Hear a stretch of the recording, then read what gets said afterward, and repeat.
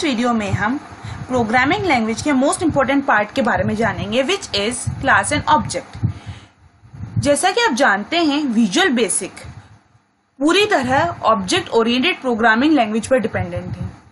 और मैं आपको बता दूं, क्लास एंड ऑब्जेक्ट जो है ऑब्जेक्ट ओरिएंटेड प्रोग्रामिंग लैंग्वेज का मोस्ट इंपॉर्टेंट पार्ट है। तो इसी अगर तरीके से हम देखें तो जो क्लास एंड ऑब्जेक्ट है वो ऑब्जेक्ट ओरिएंटेड प्रोग्रामिंग लैंग्वेज का मोस्ट इंपॉर्टेंट पार्ट होने के कारण वो विजुअल बेसिक प्रोग्रामिंग लैंग्वेज के भी मोस्ट इंपॉर्टेंट पार्ट है। तो हम ये कह सकते हैं कि जो विजुअल बेसिक प्रोग्रामिंग लैंग्वेज है उसमें class and object most important part कहलाते हैं। क्लास एंड ऑब्जेक्ट जो रहते हैं जिसके बेस पर हम हमारे प्रोग्राम को, प्रोजेक्ट को बहुत ही आसान बना पाते हैं। अगर सबसे पहले हम क्लास के बारे में बात करें तो a class defines a collection of properties and it work as a blueprint और the set of the instructions. अगर हम क्लास की बात करें, जो क्लास होता है वो कलेक्शन ऑफ प्रॉपर्टीज होता है। क्या होता है क्लास? कलेक्शन ऑफ प्रॉपर्टीज, जो कि हमारे प्रोग्राम के लिए एक ब्लूप्रिंट की तरह काम करता है, जिसमें हम दो या दो से ज्यादा इंस्ट्रक्शंस को स्टोर करते हैं, जिसमें हम दो या दो से ज्यादा इंस्ट्रक्शंस का एक ग्रुप बनाते हैं। And the object is specimen of class, और जो ऑब्जेक्ट होता है वो क्लास के स्पेसिमेन की तरह काम करता है। Every object belong to the class. अगर आपने अपने प्रोग्राम में कोई भी ऑब्जेक्ट बनाया है तो वो क्लास को ही बिलोंग कर रहा होगा।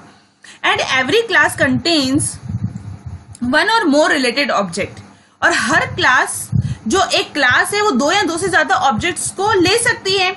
जो क्लास होती है, क्लास एक बार बनाई जाती है, उसका यूज हम बार बार हर जगह पर कर सकते हैं। That means a class is created once. Class को एक बार बनाया जाता है and the object is created from the same class many time as they require. और क्लास जब हम एक बार बना लेते हैं तो हम उसका ऑब्जेक्ट कई बार बना सकते हैं जब हमें उसकी जरूरत पड़े। यदि अगर अपन सिंपल सी लैंग्वेज में समझें इसको, तो ऑब्जेक्ट ओरिएंटेड प्रोग्रामिंग लैंग्वेज का मोस्ट इंपॉर्टेंट पार्ट होता है क्लास एंड ऑब्जेक्ट। क्लास की हेल्प से हम क्या करते हैं, हमारे प्रोग्राम को मल्टीपल पार्ट्स में डिवाइड करते हैं। यदि हम क्लास का यूज न करें तो वो प्रोग्राम जो हमने क्लास के बेस पर मल्टीपल पार्ट्स में डिवाइड किया है वो एक बहुत बड़ा सा लंबा सा लमसम प्रोग्राम हो जाएगा, जिसमें एरर आने में, हमें एरर ढूंढने में प्रॉब्लम होगी और हम उस प्रोग्राम को सही से समझ भी नहीं पाएंगे। तो हम क्या करते हैं, उस प्रोग्राम को क्लास के बेस पे डिफरेंट पार्ट्स में डिवाइड कर देते हैं। अब क्लास के बेस पे जब हम हमारे प्रोग्राम को डिफरेंट पार्ट पे डिवाइड कर रहे हैं तो हम उस क्लास के अंदर फंक्शन और सब रूटीन्स का यूज करते हैं। हम फंक्शन और सब रूटीन्स का यूज करते हैं। यही कारण है कि क्लास को डेटा मेंबर का ग्रुप बोला जाता है और मेंबर फंक्शन का ग्रुप बोला जाता है। Class is the member function and the collection of data member. Class को कलेक्शन ऑफ डेटा मेंबर भी बोला जाता है और मेंबर फंक्शन भी बोला जाता है। अब बात आती है ऑब्जेक्ट की। यदि हमने हमारे प्रोग्राम में क्लास बनाई है, क्लास बनाना काफी नहीं होता, क्लास के अंदर फंक्शन और सब रूटीन बनाना काफी नहीं होता, क्लास के अंदर बनाए गए फंक्शन और सब रूटीन को क्लास के ऑब्जेक्ट से कॉल करना भी जरूरी होता है। क्लास बनाने के बाद हमें क्लास का ऑब्जेक्ट बनाना जरूरी होता है। वो ऑब्जेक्ट, जो ऑब्जेक्ट हम हमारे प्रोग्राम में के मेन फंक्शन में बनाते हैं, मतलब हम हमारे मेन प्रोग्राम में क्लास का ऑब्जेक्ट बनाते हैं, उस ऑब्जेक्ट की हेल्प से हम क्लास में बनाए गए सभी फंक्शंस को कॉल कर पाते हैं। अब मैं आपको एक बात बता दूं, जब हम कोई क्लास बना रहे हैं तो क्लास बनाते समय हमें कुछ इस तरीके से लिखना होता है, पब्लिक क्लास। जैसे कि अगर मैं बोलूं एबीसी नाम की मैंने एक क्लास बनाई, एबीसी नाम की एक क्लास बनाई जिसको मुझे क्लोज करना रहता है एंड क्लास से। अब क्लास के अंदर समझ लीजिए मैंने एक फंक्शन बनाया हैप्पी नाम का मैंने एक फंक्शन बनाया जिसको मैंने एंड फंक्शन करके क्लोज कर दिया। अब इस क्लास के अंदर, एबीसी नाम की क्लास के अंदर मैंने हैप्पी नाम का एक जो फंक्शन बनाया है, इसे मुझे मेन फंक्शन से, मतलब मेन प्रोग्राम से कॉल भी करना पड़ेगा। तो अब सबसे पहले मुझे क्या बनाना होगा, क्लास का ऑब्जेक्ट।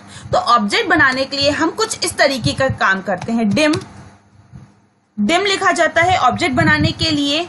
ऑब्जेक्ट का नाम जैसे कि मैंने दिया ओबी एस न्यू एबीसी, ये प्रोसीजर होता है क्लास का ऑब्जेक्ट बनाने का। ये जो प्रोसीजर होता है क्या होता है? क्लास का ऑब्जेक्ट बनाने का प्रोसीजर होता है। अब ऑब्जेक्ट तो बना दिया, अब क्लास के अंदर बनाए गए फंक्शन को हमें इस ऑब्जेक्ट के थ्रू कॉल कराना है। तो कॉल कराने का होता है प्रोसीजर ob.happy। कुछ इस तरीके से हम क्लास के ऑब्जेक्ट बनाते हैं, क्लास के अंदर बनाए गए फंक्शन को उसके ऑब्जेक्ट के थ्रू कॉल कराते हैं। तो चलिए अब हम इसे एक प्रोग्राम के थ्रू देखते हैं, जिससे अलग तरीके से आपको क्लियर हो जाएगा। तो प्रोग्राम बनाने के लिए हम जाते हैं हमारे विजुअल स्टूडियो पे, जिसके अंदर हम जाएंगे फाइल के अंदर न्यू प्रोजेक्ट।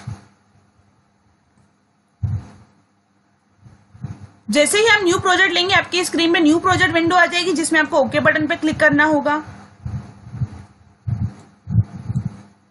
ओके बटन पर क्लिक करने के बाद आपकी स्क्रीन पे फॉर्म आ जाएगा। इस फॉर्म में आपको कुछ भी नहीं लेना है, आपको सिर्फ और सिर्फ एक बटन लेना है। चलिए हम एक बटन ले लेते हैं। ये बटन क्लिक करा और ड्रॉ कर दिया। इस बटन का नाम दे देते हैं क्लिक मी। मैंने इस बटन को नाम दे दिया क्लिक मी। मुझे कोडिंग का करनी है, जाहिर सी बात है बटन पर नहीं करनी होगी। बटन के पहले मुझे कुछ क्लास बनानी है। तो बटन पर डबल क्लिक करके मैं कोड विंडो में आ जाऊंगी। इस बटन के ऊपर चले जाइए। इस बटन के ऊपर जाने के बाद यहां पर पब्लिक क्लास का नाम दे देती हूं मैं ABC, जैसे कि मैंने वहां पे एग्जाम्पल में बताया था।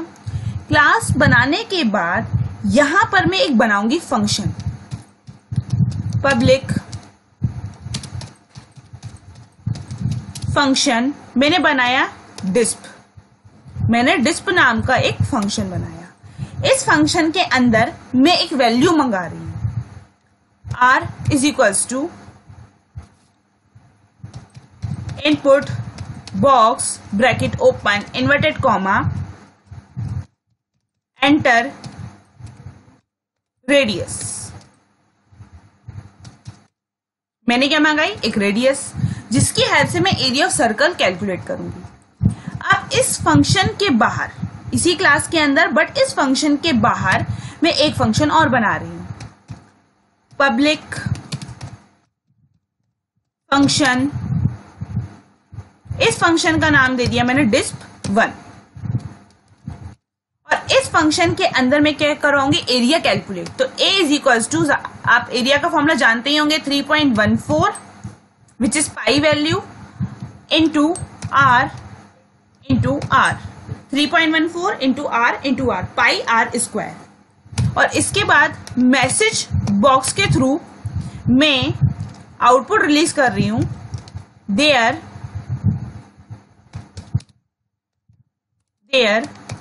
area is inverted comma close and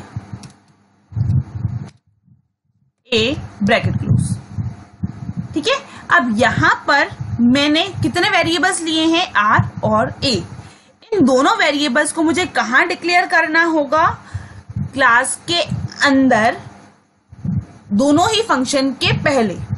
तो dim a r S double decimal ले लेते हैं,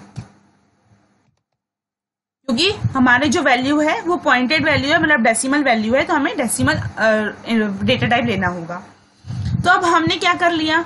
हमने क्लास बना ली, क्लास के अंदर दो फंक्शन बना लिए। अब हमें क्या करना है? इन दोनों फंक्शंस को क्लास के ऑब्जेक्ट की हेल्प से कॉल करना है। तो अब यहां पर आ जाते हैं। सबसे पहले मुझे क्या बनाना है? क्लास का ऑब्जेक्ट।